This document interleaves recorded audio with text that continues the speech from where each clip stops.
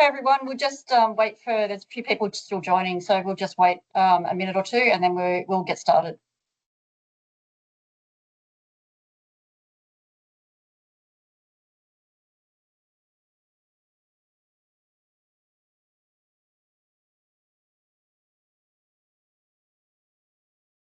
Okay, that looks like everyone for now. Welcome everyone. It's great to see so many people online from right across Australia, which is fantastic. My name's Bronwyn Chalice. I'm the Head of Business Development at Local Government Procurement. And I'm absolutely thrilled to be joined today by Sally Geyer, CEO of World Commerce and Contracting, to talk about this important research project. I'd like to acknowledge the Gadigal people of the Eora Nation on whose land the LGP offices are situated. I also acknowledge the traditional custodians of the lands on which we are all working today, including the Midjinbul people of Bundjalung country, on whose lands I am currently working. I pay my respects to elders past and present and celebrate the diversity of First Nations peoples and their ongoing cultures and connections to the lands and waters throughout New South Wales and Australia. Just some housekeeping. We do have quite a number of people online, so if you're able to keep your microphones muted, that'd be great. Please pop any questions in the Q&A, as that just avoids the chat disrupting the presentation. And we will be making the recording available on the YouTube channel, and I'm also happy to distribute the slides later this afternoon. So I'd now like to introduce Local Government Procurement for those of you who aren't aware of who we are. LGP was created about 20 years ago, and we are owned by Local Government New South Wales, which is the membership association for councils around the state. We're here to provide support to New South Wales Council's procurement functions. We're also part of the National Procurement Network, and we have sister organisations right around Australia. So you might have heard of WOLGA in WA, LEGAT in Tasmania, LGSA in South Australia, Local Buy in Queensland, or MAV in Victoria. And I know some of those people are here today from those organisations, so particular welcome to you guys. LGP links over 1,300 suppliers with our council customers through our panel contracts. We're squarely focused on supporting our council customers and their suppliers.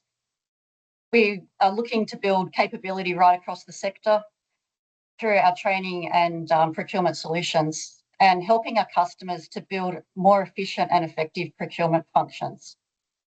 So my role as Head of Business Development is to lead our customer engagement strategy. So I have a public sector background and I've worked in local government for nearly the past 15 years. I'm absolutely passionate about the role that procurement and contracting can play in helping organisations meet their objectives. I have a really strong interest in helping councils and their suppliers to build their procurement and contracting capabilities, especially in times when, we don't have a lot of resources available. Procurement and contracting are the heart of organisations. And we want to ensure that we're helping councils to achieve best value for money for their communities. So I'll now hand over to Sally to introduce herself and World Commerce and Contracting. Thanks, Sally. Bronwyn, thank you very much indeed. And it's an absolute pleasure to be here and really excited about this piece of research. Some of you may not be familiar with who World Commerce and Contracting is. World CC is a not-for-profit professional organisation representing about 91,000 members globally.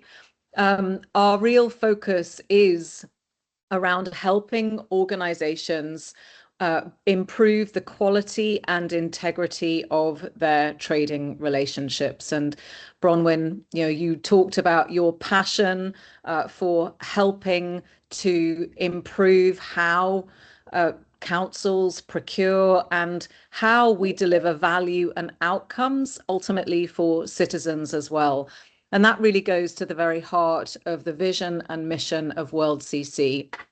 Something that makes us somewhat unique is that through our global membership, we represent multiple different industry groups. Actually, broadly, public sector now today is our largest single industry group, but we also represent multiple others. And we uniquely represent both the buy side and sell side of the contracting lifecycle. One of my favorite quotes came from the Nobel Prize Award Committee back in 2016, where they said when they awarded their prize for economic science to two academics who had been working on a contracting conundrum, that modern economies are held together by innumerable contracts. And I think that really goes to the heart, Bronwyn, of the passion that both you and I have.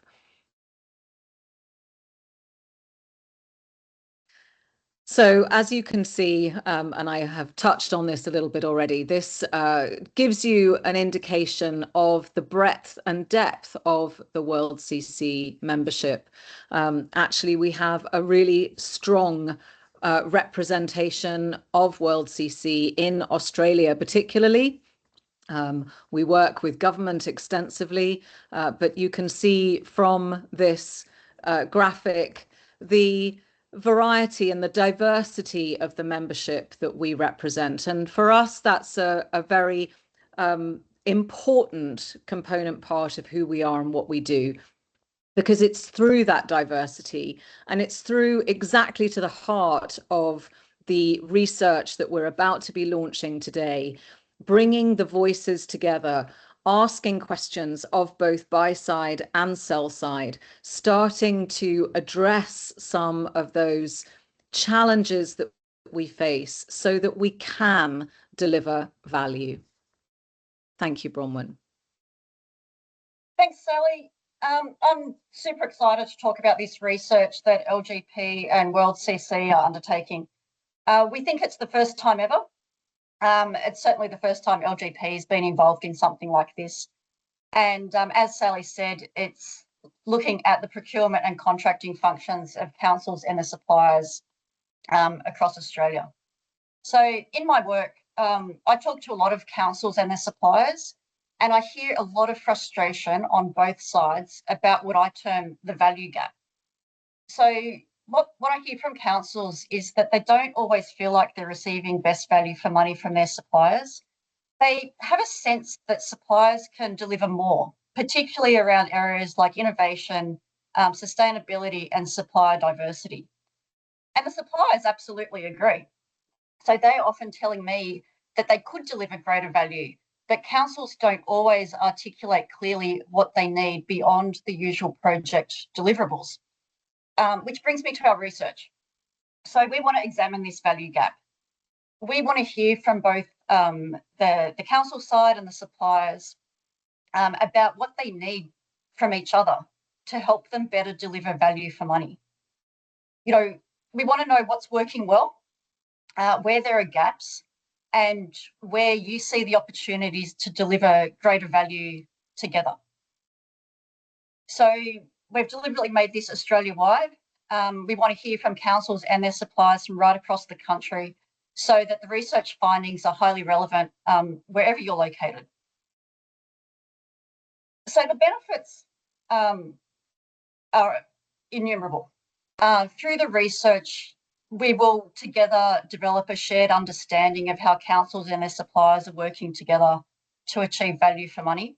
And as I said, I don't think this has ever been examined on such a wide scale. It's going to be absolutely fascinating to see the findings. So through the research and the report that will follow, I want to be able to provide the sector with clear, actionable insights into how greater value can be achieved, particularly through innovation, supplier diversity, and ESG. Because I know there's will on both sides, and there's absolutely an untapped resource here where true value can really be unlocked. So the report will also allow you to benchmark your approach against sector-wide practices to help identify where you might be able to unlock greater value through targeted improvements. So look, I'm pumped. It's such an exciting piece of work, and I really can't wait to see what the results will be. So I'll now let Sally explain more about the research process and how you can participate and help contribute. Thank you, Bronwyn. And so, yes, let's go even deeper into this study. And World CC has a strong history of research and developing and publishing market insights in this context. We know that our reality is that councils and suppliers are being asked to deliver more than ever before. And this is more than just about cost efficiency. This is about how we can deliver innovation, how we can be creative, how we can ensure that we have sustainable and strong community outcomes, how we are effectively delivering value for citizens. But we're operating in environments of extreme uncertainty at the moment. Procurement, commercial teams, and suppliers having to navigate growing complexity through this volatility and uncertainty. So this research is going to be really valuable, really important.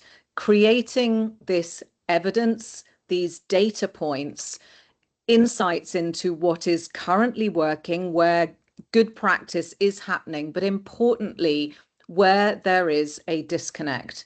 It is really interesting because we have over many years talked about the concept of value and how we figure out what value really is.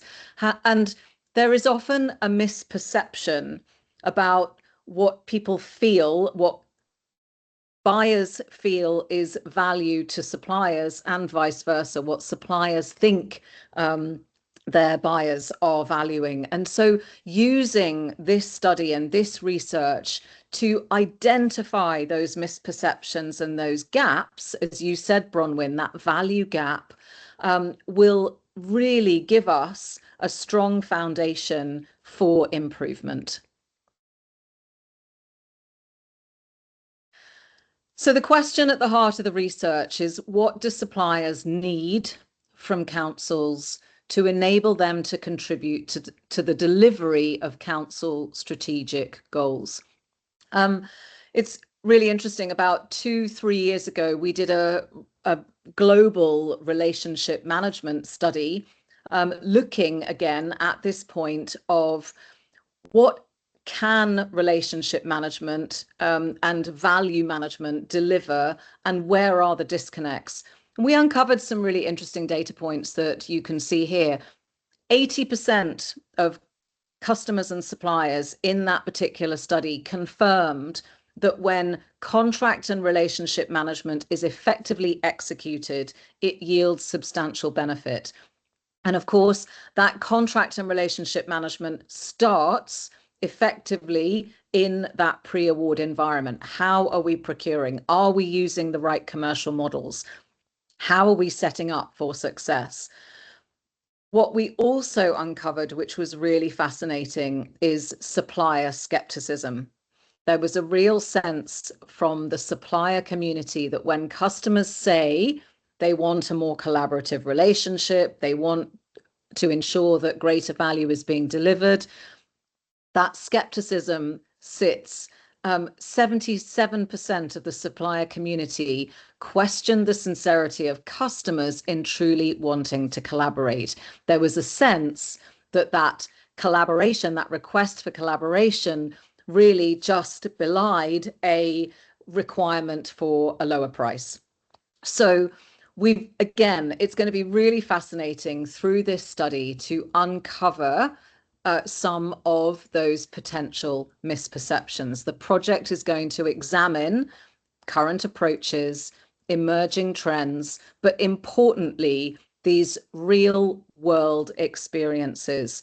As Bronwyn said before, she has conversations with both councils who believe that more can be delivered, and with suppliers who, yes, want to, but that value gap is anecdotal. Now we have the opportunity through this structured study to take those anecdotal conversations and provide real concrete data, this evidence for improvement in strategy, in policy, and in practice. So the research is going to focus on 6 recurring strategic priorities. As you can see, digital transformation, the use of artificial intelligence, which we see increasing across the board now, process efficiency.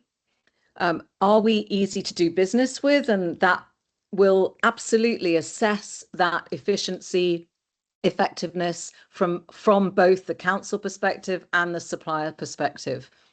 As Bronwyn also mentioned, we're looking at supplier diversity, including the use of small to medium enterprise and First Nation engagement, ESG commitments and broader social value outcomes, and finally, this point around effective supplier relationship management. How is that manifesting itself, and what are people's experiences in that context?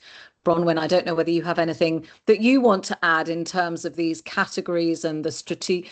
We talk about these recurring strategic priorities. So these are clearly areas that there are multiple conversations about on a regular basis. Yeah, and Sally, these are also the strategic priorities that councils identify in their own strategic plans, and they come up again and again. And these are things that procurement and contracting can absolutely have an influence over. And these are the real, I think, value adds that can come from strong supplier relationships and strong contracting practices as well.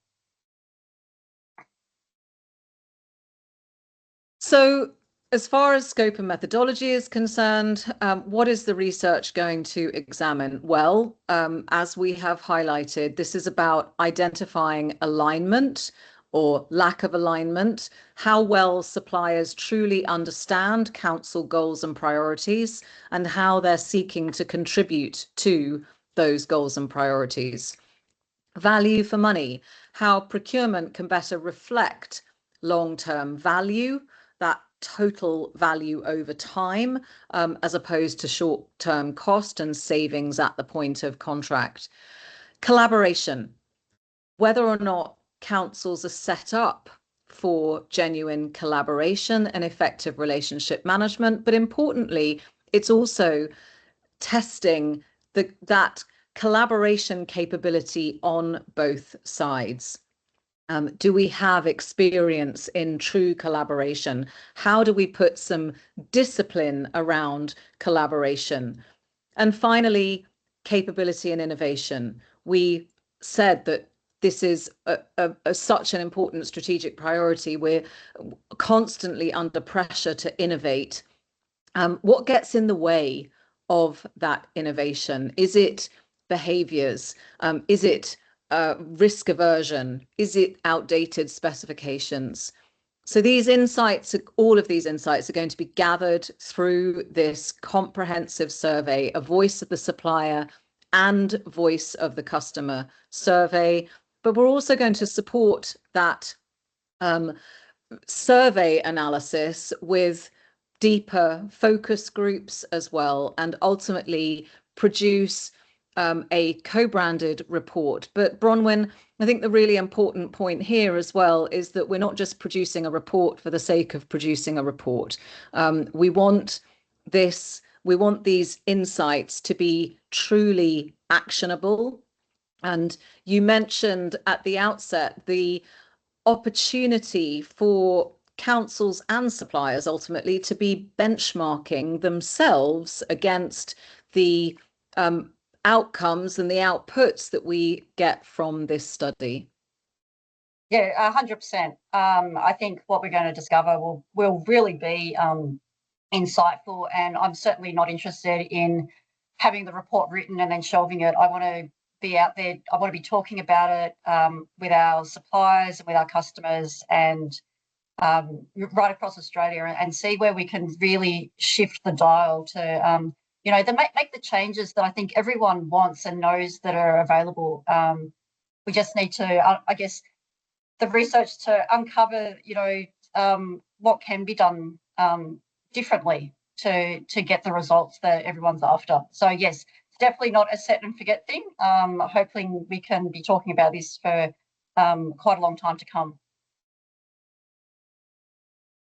That will certainly be our intent. Absolutely. So we're going to produce insights, a clearer picture of supplier experience and sentiment, but of course also council experience and sentiment.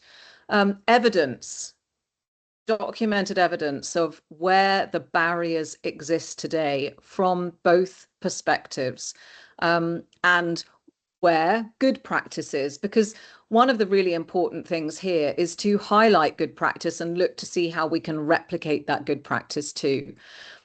Practical insights then into how suppliers can support procurement in delivery of those overall strategic objectives, how we equip and enable councils through better quality supplier relationships to deliver on those strategic objectives.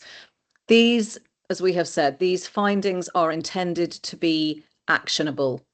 As Bronwyn has already highlighted, once the report is published, we will be absolutely on a mission to share the results and to look at and to work closely with councils, with suppliers on what that continuous improvement looks like, what the objectives need to be, how we leverage the insights to turn them into practical solutions.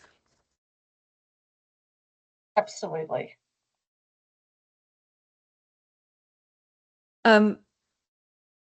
Influence comes from evidence, and we have highlighted the fact, and so often our evidence can be anecdotal out of conversations that we have across the board, but now we will have documented evidence, proof points, which councils and suppliers can really lean into to help improve the quality and integrity of those relationships and ultimately of the outcomes that you are all desirous of delivering. We all come into work because we want to do a great job. Not one of us has any other intent. And this is going to really equip and enable all of us with true proof points as to how then we can continue to improve. And Bronwyn, I think one of the things that I really love and the opportunity that this also presents is about tracking and sharing success stories. Too often we get so bogged down with the things that went wrong, the things that didn't achieve the outcomes that we wanted to, and we forget the importance of celebrating success. Absolutely. And I think honestly, we see councils and suppliers, and they don't do this enough.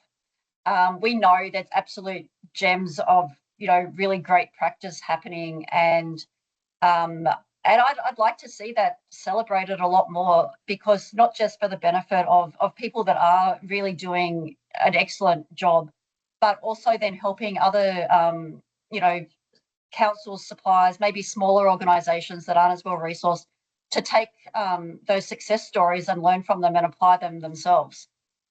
Local government is probably one of the most sharing sectors I've ever known. They're always really happy to share stories, and so yes, if that can be something that comes out of this, then that's just fantastic. So this is it, the call to action. This is where you come in. We cannot do this without you. We want you to have your say. We need to hear from you. How strong and commercially mature are your relationships where are your pain points? Where are your frustrations? What are your insights? What are the things that you would be recommending? This is absolutely your opportunity to have your say, to have your voice heard, but in a very structured and very proactive way. So please get involved. These QR codes are absolutely, they're live, they're ready. The survey is ready to go. I think that we might put a link in the chat for you as well. Thank you, Ange. There are direct links for the surveys if the QR codes are not working for you for any reason, but either way, and you will see that there are two separate links, one for the voice of the councils, the voice of the customer, and one for the voice of the suppliers. We will be gathering that data and analysing it over the course of time. Bronwyn, I guess important to also I articulate what the timelines are that we are really thinking of working to here. Yes, so we've got the survey opens today, obviously, and it will be open, I think, for a couple of months. Correct me, Angela, if I'm wrong there. And then we should have a report ready in time for the World CC APAC Summit, which is in August. So watch this space. There'll be plenty more coming out, but at the moment, our focus is on getting the word out far and wide. Please share this with all your networks. The more responses we get, the better the results are going to be, the clearer the insights. So, yeah, the more this can be spread around over the next the coming weeks, the better.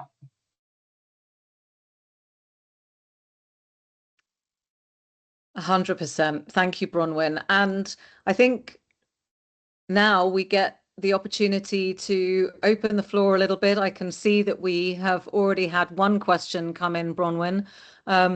We're really happy to hear from all of you today. Any questions that you might have of us on this particular study, any observations? Bronwyn, I don't know whether you want to take the question that has come in first of all. I can, and also something's just popped up on the chat. We will be sending the presentation out. I will do that this afternoon. I will also send links to the surveys as well. So the Q&A, yeah, please pop any questions in the Q&A. There is one here. So in Western Australian local government, it's noted that there's often inadequate investment in procurement officers, lack of capability, high turnover, and a somewhat dysfunctional regulatory environment. I don't think Western Australia is on their own with a lot of those challenges. Will the survey look at recommending a minimum capability footprint for each local government to ensure they have the capacity to conduct effective procurement?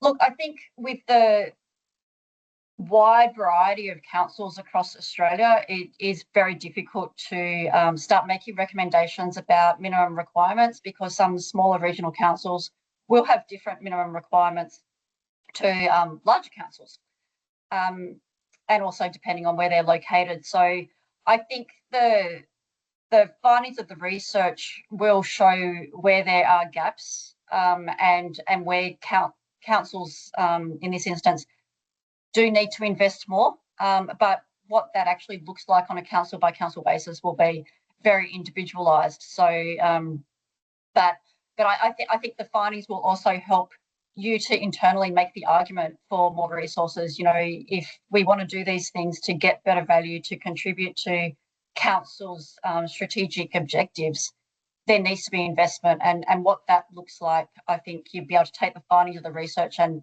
make those arguments internally. For improvement. I think, Willem, it's a great question, and it's one that requires quite a lot of sort of thought as well, because this is not just about human resource in terms of the quality and effectiveness of procurement. We also, and as the survey will be looking at. We think about how technology can support us effectively, whether it's artificial intelligence or not. Either way, there are ways in which we can leverage technology to support the human resource as well. So we can certainly, and the great news about World CC is that we've got a tremendous amount of data. Just in 2025, we conducted a major global benchmark study on overall maturities of contracting practice around the world. And those are the sorts of things that we do look at. What is optimum headcount? So we can certainly leverage data that we already have to build on the data that we're going to gather from this particular study as well. Absolutely. If you do have any more questions, please pop them in the Q&A. Ange has just shared that the report, the survey will remain open until the 31st of May. But as she said, please respond and share the links as soon as possible. And then, we'll launch on the 31st of July with more to be discussed at the World CC APAC Summit and then LGP's own conference in October. But it does look like we don't have any more questions. So we might call it. Oh, hang on. No, a late one's just popped up. Will the report be public or only shared with the participants? It will be a public report. We would like to get the word out as far and wide as possible. Again, the more participants we have, the better. But yes, I want this to be for the benefit of right across the sector. So it does look like we are done. Thank you, Sally, very much for your time. Have a wonderful time while you are here in Australia. It's been great to have this opportunity to have you join us today. I'd like to thank everyone else who has taken time out of their day to join us. Have a fabulous rest of the day. As I said, I'll send the presentation and the links out. And I'm also happy if people do have questions, they're welcome to come back to me. And I'm happy to help you out. So thank you very much. Have a wonderful day and look forward to sharing the research insights with you in a few months' time. Thank you. It's going to be very exciting, Bronwyn. Absolutely. Brilliant. Thank you very much for having me today. And just make sure, everybody, that you have your say. Get involved in this research. As Bronwyn says, the more input we have, the greater the value that we're going to be able to project in the report. So thank you very much. Thanks, everyone. Enjoy your day.